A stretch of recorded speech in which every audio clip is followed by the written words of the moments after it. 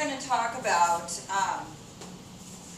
conjugate acids and bases and a new K value, which is Kw, and using Kw. Okay, so we are talking about acids and bases. Yesterday we talked about pH, and that's the concentration, negative log of the hydrogen ion concentration in a solution. And so today we are going to talk a little more deeply about what's going on with the water part of an aqueous solution. Okay, because we've got all solutions, all aqueous solutions, that means that something is dissolved in water. And what we need to do is we need to further our understanding of what is actually happening with the water part of the aqueous solution. Okay, but before we do that, let's talk about the Bronsted-Lowry model of an acid or a base. So, the Bronsted-Lowry. The Bronsted-Lowry model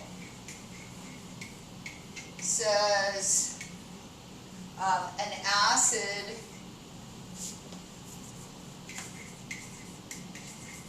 is a proton donor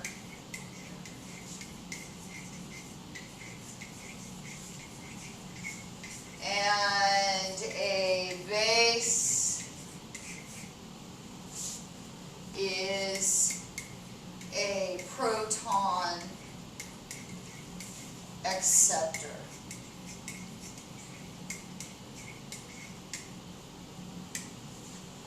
Arrhenius says, or said, that an acid donated hydrogen ion to solution and a base donated hydroxide ion to a solution.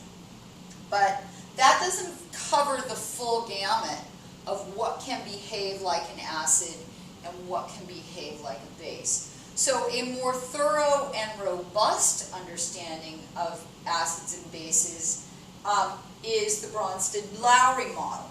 Okay, so an acid is anything that can donate a proton, and a base is anything that can accept a proton. Now really, you guys, what do we mean by proton? Well, we mean a hydrogen ion, because the typical hydrogen ion, if it has lost its electron to become a positively charged ion, then that means that all it has is a proton left over. So in essence, you guys, we're saying here, the Bronsted-Lowry model, that an acid is a hydrogen ion donor and a base is a hydrogen ion acceptor. Okay, now water can act as a Bronsted-Lowry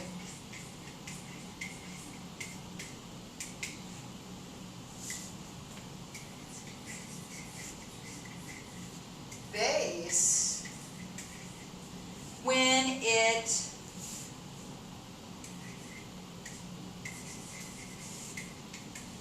accepts, I don't want to get this that confused here, when it accepts a proton from an acid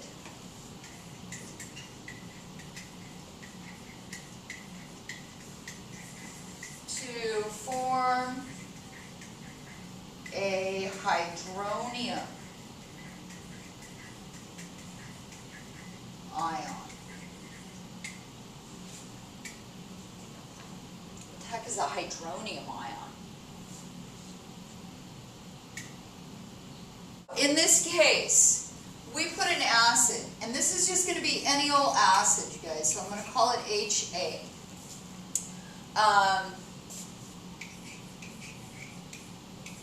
so we could fill in the A with anything we wanted to. It could be Cl for HCl. It could be acetate for acetic acid. It could be nitrate for nitric acid. Okay, so any old acid or any old anion. And when we put this in water,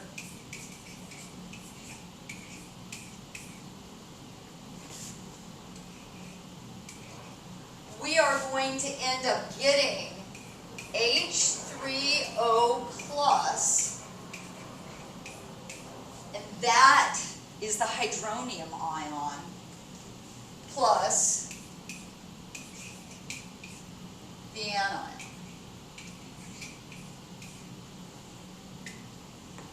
Okay, so in this case, water is acting like a base because it is accepting this hydrogen ion to form hydronium. Okay, so when any acid at all, in water, you guys, we do not have hydrogen floating around by itself. Hydrogen just doesn't sit around by itself, hydrogen ion. It is always in the form of a hydronium ion, always. We don't write it like that, the dissociation of an acid in water, but we know it's H3O plus. It's not H plus. All right, so this is our acid, and in this case, water is our base because it is accepting this hydrogen ion from the acid. And so what we say then is that the hydronium ion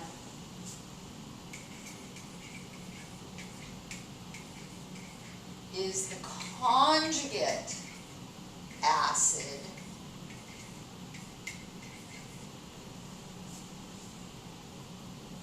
and that the anion is a conjugate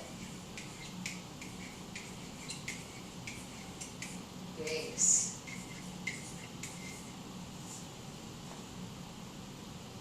And this is going to be real important at the end of next week. And so, let's write these things down. A conjugate base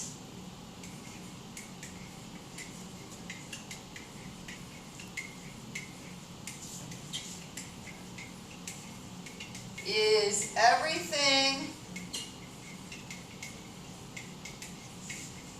left over. Actually, let's do it another way. Everything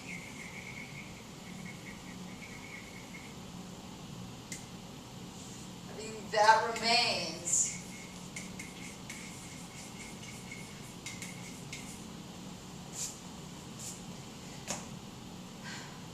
of the acid molecule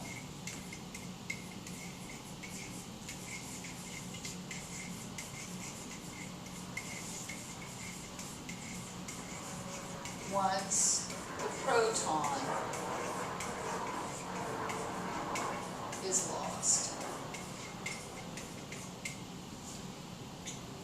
Okay, so we call this thing the conjugate base because it's what's left over of the acid once it has donated its hydrogen ion. Okay, and so then conversely, how would we write a definition for a conjugate acid? A conjugate acid is formed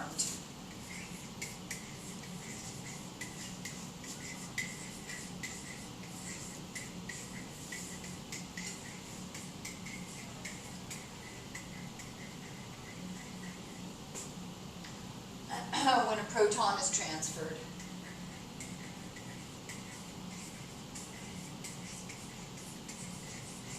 Proton, hydrogen ion.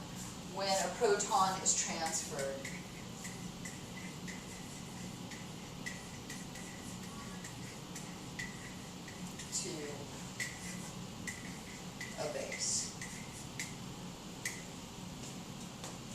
Okay, so the conjugate acid, this is it, because it has accepted the proton, right? So it's formed when that proton is actually transferred to the base. Now we call it an acid because what? Now it has the ability to donate a hydrogen ion, right? So that's where it gets this name as the conjugate acid, okay, of this base. So they're pairs, a base and its conjugate acid, and an acid and its conjugate base.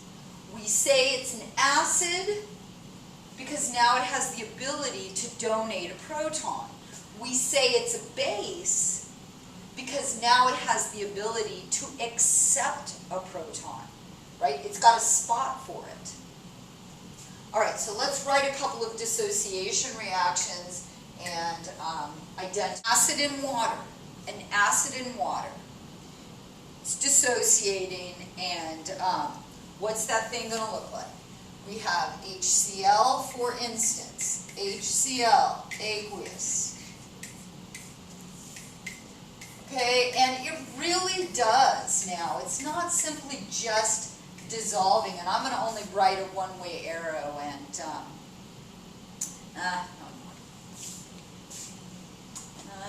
yes, I am, and you'll see why tomorrow. Okay, so for the strong acid HCl, it actually does react with the water that it is in to give us what? Hydronium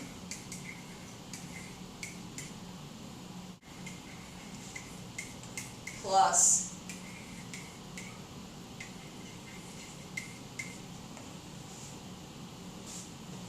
here's my acid, here's my base. What's that? That's the conjugate acid of this base. Conjugate acid. And what's that? The conjugate base of this acid. Okay. So that's one example of a dissociation reaction. Okay, so water can act like a base in that it can accept a hydrogen ion from an acid to form hydronium. Is amphoteric. It can act as both an acid and a base.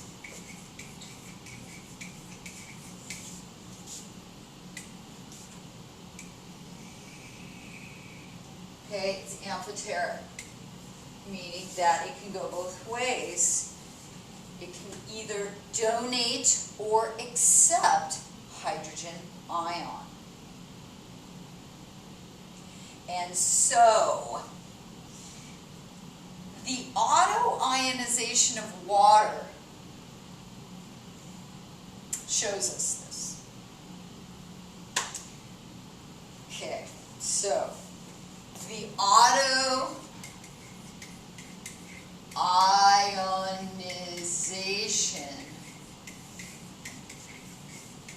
of water illustrates this.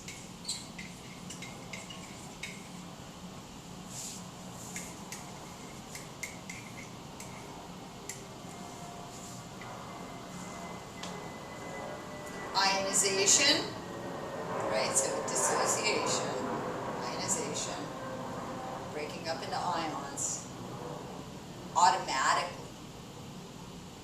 Okay, so what the heck is this? Well, let's write it. Two waters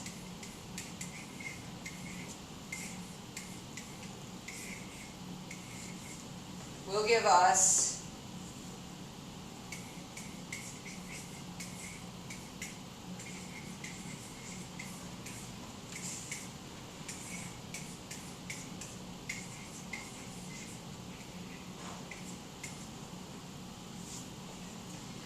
So it turns out that when you look at a glass of water, you've got a sample of water, and you think it's pure water, it's not pure water. A certain amount of the water in your sample will have auto-ionized, meaning that one of the waters has ionized into hydrogen ion and hydroxide ion. But of course, the hydrogen ion never hangs around by itself. It is always in the form of hydronia. Okay, now, can we write an equilibrium expression for this thing? Of course we can. What will it look like? Well,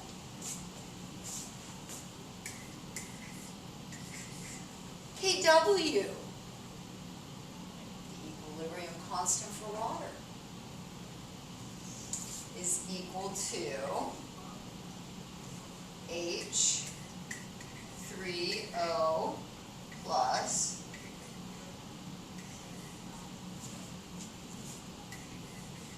OH minus, and are we going to put it over anything?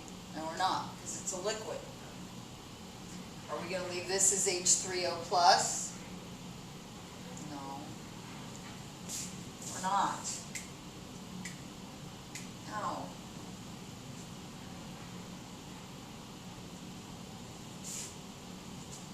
We're going to make it Kw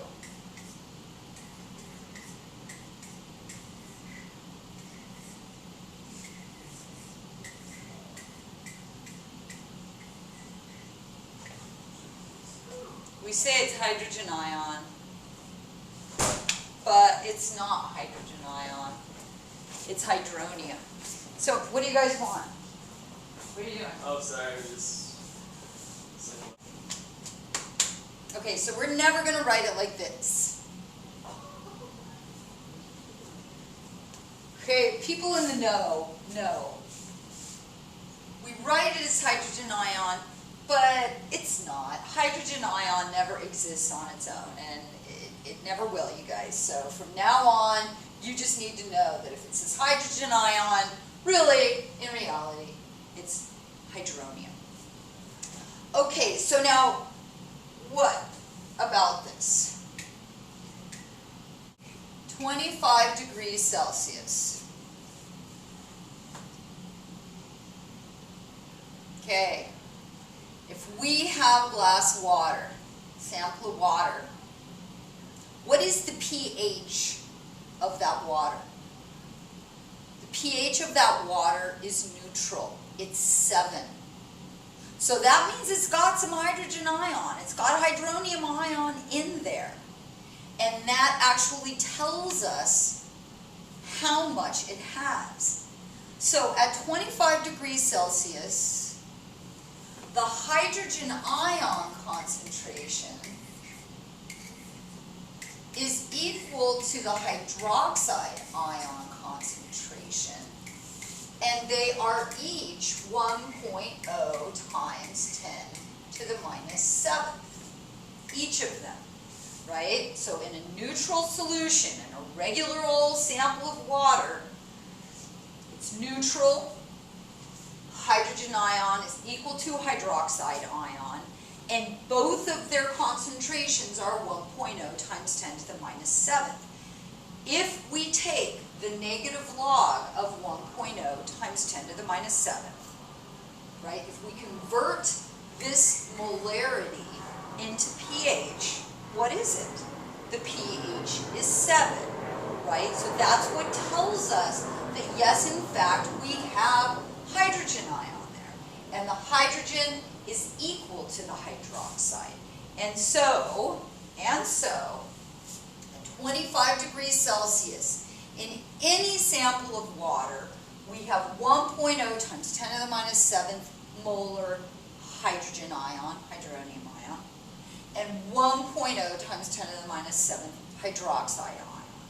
And so we can plug in to Kw and calculate Kw, right? So if we plug into the expression 1.0 times 10 to the minus 7 for the hydrogen, 1.0 times 10 to the minus 7 for the hydroxide, and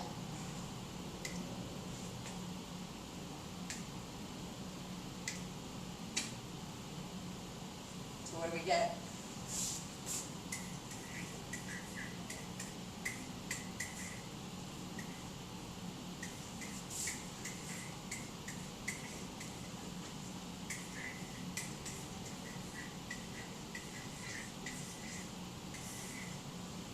And we can depend on that. We can depend on that. So at 25 degrees Celsius, Kw for water is 1.0 times 10 to the minus 14. Okay, is that a large or small value for K? It's a pretty tiny value for K. So this equilibrium lies where? Way far to the left. Okay, so it's, you know, it's a tiny amount, but we can't neglect it. And it's what gives water its neutral pH, so we cannot neglect it. Okay, and there are lots of contexts in which we're going to be able to use this, and you'll see that later.